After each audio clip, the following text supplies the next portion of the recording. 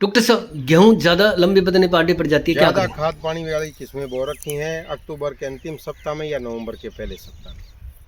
उन किसान भाइयों के लिए जिन्होंने जो है डीएपी एक बैग की बजाय 1.5 बैग डीएपी डाला है, जिंक सल्फेट 10 किलोग्राम प्रति एकड़ का डाला है, यूरिया जो है वो 2-2.5 कट्टे की बजाय 3-3.5 कट्टा वो डालना चाहते हैं, 40 किलोग्राम बीज उन्होंने प्रति एकड़ इस्तेमाल किया है, गोबर की खाद भी डाली हुई है, अच्छी तगड़ी ज़मीन है। तो जिसके अंदर आपने WH 1270 बो रखी है, DBW 303 है, DBW 327 है, DBW 187 है, या पंजाब की PBW 872 है। ये 5-6 किस्में हैं जो ज़्यादा खाद पानी के लिए और ज़्यादा पैदावार के लिए निकाली गई है। और इनको ज़्यादा खाद पानी देने से पौधे की जो है नरम हो जाता है और बढ़वार ज़्यादा होती है, तो वो फिर गिरता है, गिरने से आपकी पैदावार कम होती है। उसके लिए हमने जो है 2 सस्य क्रियाओं की सिफारिश अलग की हुई है। उसमें वृद्धि नियंत्रकों का प्रयोग करना है। वृद्धि नियंत्रक क्या है? Growth regulator. ग्रोथ रेगुलेटर कई तरह के आते हैं। एक ग्रोथ रेगुलेटर तो आता है जो पौधे की वृद्धि को बढ़ाता है, और एक ये जो हमने इस्तेमाल करना है वो ग्रोथ रिटार्डेंट के नाम से है। ग्रोथ रिटार्डेंट का मतलब वो वृद्धि को रोकने वाला, उसकी बढ़वार को थोड़ा कम कर दे और पौधे को मजबूती प्रदान करे। तो किसान भाई कहते हैं कि बार बार फोटो भेजते हैं कि किस टाइम करें। बिजाई के 50-55 दिन पे पहली, जब तने की पहली गांठ बनती है उस टाइम स्प्रे करनी है। और दूसरी स्प्रे करनी है आपने जब झंडा पत्ता निकलता है उस टाइम। झंडा पत्ता बाल गाभे के अंदर आ जाए, कोई कोई बाल ऊपर से दिखाई देने लग जाए, उस टाइम तक आप स्प्रे कर सकते हो। वो 80-85 दिन पे है। तो ये आपको सामने दिखा रहे हैं। अगर आपने ज़्यादा खाद पानी दी है तो जिस तरह अपने जोई की फसल होती है वो काटते हैं तो हरे की तरह हो जाती है, तो इस तरह ये आपको दिखाई देने लग रही है। तो ये अभी से गिरनी स्टार्ट हो रही है। अगर इस तरह की आपकी ग्रोथ है 50-55 दिन पे, तो आपने हर हालत में जो है उसकी ग्रोथ रेगुलेटर की स्प्रे करनी है। ग्रोथ रेगुलेटर कौन कौन से हैं? पहला है क्लोरमिक्वाट के नाम से, जो लियोसिन के नाम से आता है। दूसरा उसके अंदर साथ में मिलाना है वो टेबुकोनाजोल है, फोलिकर के नाम से आता है। तो लियोसिन कितना लेना है? 400 मिलीलीटर दवाई लियोसिन लेनी है। 200 मिलीलीटर जो है टेबुकोनाजोल जो फोलिकर के नाम से आती है वो लेनी है।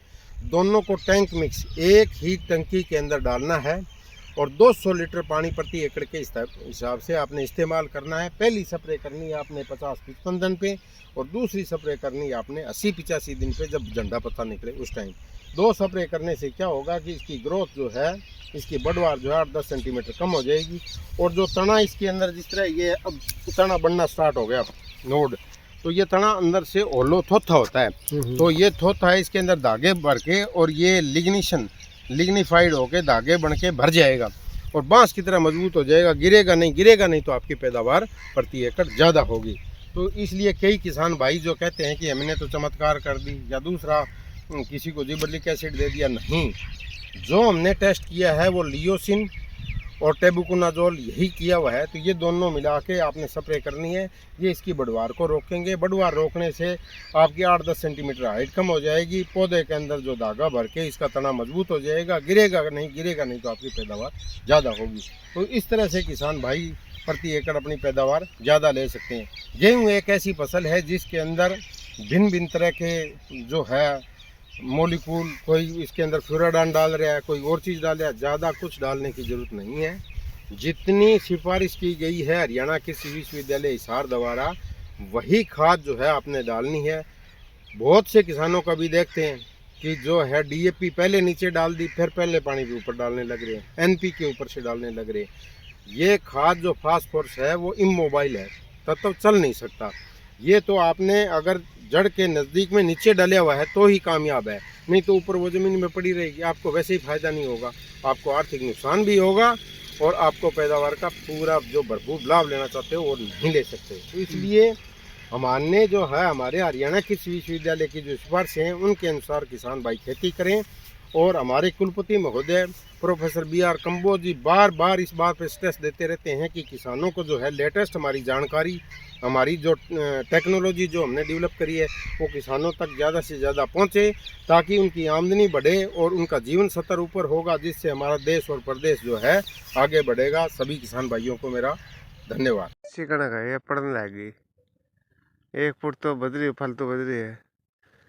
क्या इस कणक की कटिंग करवाएं? देखो डॉक्टर साहब, यह कणक है ना पड़ने लग रही है, ना कुछ गेट गया, खाली पड़ा था ये खेत।